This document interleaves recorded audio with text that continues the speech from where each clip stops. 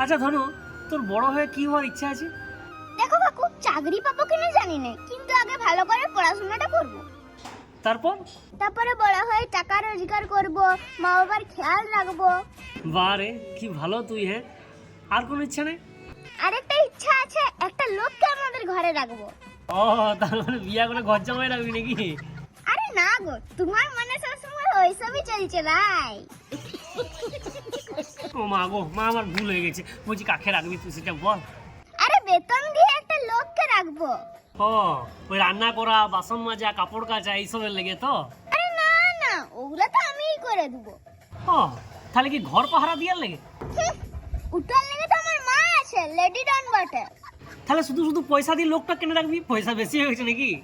এই শীতকালে আমার হয়ে চান করে দেওয়ার লেগে কাকু। বাঁকুড়ায় গা ঠান্ডা পড়েছিল।